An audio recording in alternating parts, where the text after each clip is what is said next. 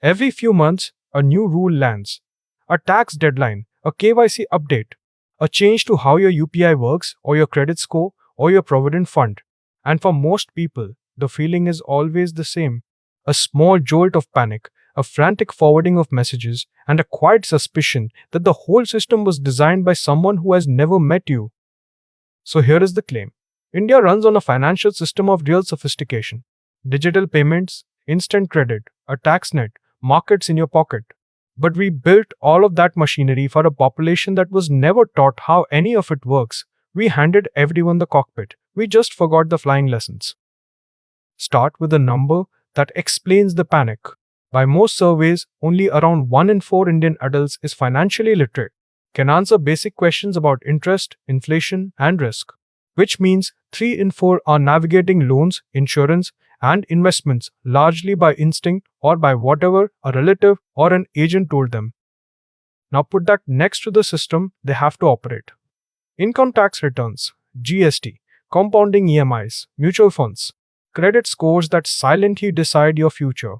This is a genuinely complex financial life, and we have asked people to run it with almost no instructions.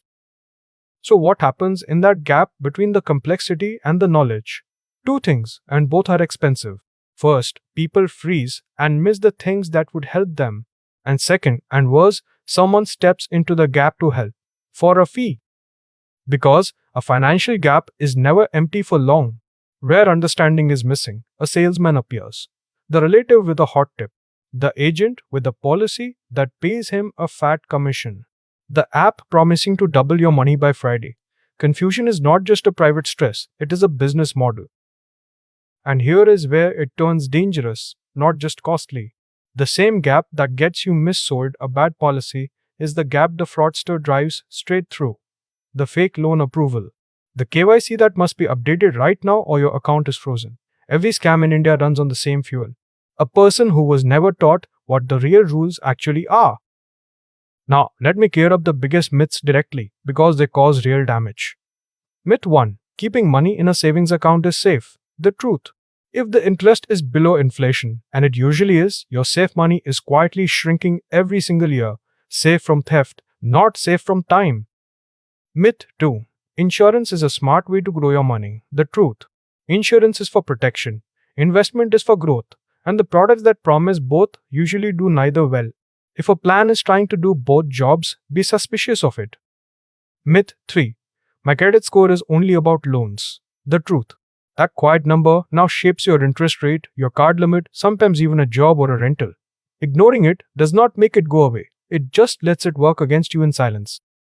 And myth 4. The most expensive of all. I will start learning about money once I have some. The truth is the exact reverse. You get money by understanding it first. The habit has to come before the wealth, or the wealth never really arrives. Now, to be fair, this is not simply people being careless. Financial products are often deliberately complicated, wrapped in jargon that hides the fee. When something is confusing, that is frequently a choice made by the person selling it, not a failure by the person buying it. You are not stupid for finding it hard. It was built to be hard. But that cuts both ways, because if the complexity is partly deliberate, then the defense is refreshingly simple. You do not need to become an expert.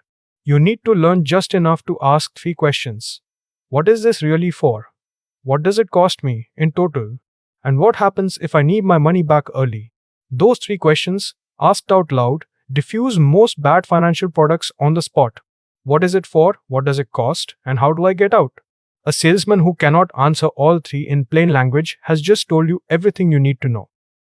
So here is the reframe. Financial literacy is not about maths or markets or memorizing tax slabs. It is about power. It is the difference between a system that happens to you and a system you can actually use. Every rule you understand is one less rule that can be used against you. They say knowledge is power until it sounds like a poster on a wall. But money is the one place where it is simply, mechanically true. The rules will keep changing, and the jargon will keep coming. The question is only whether you will keep feeling the panic, or slowly, quietly, become the person the rules can no longer fool.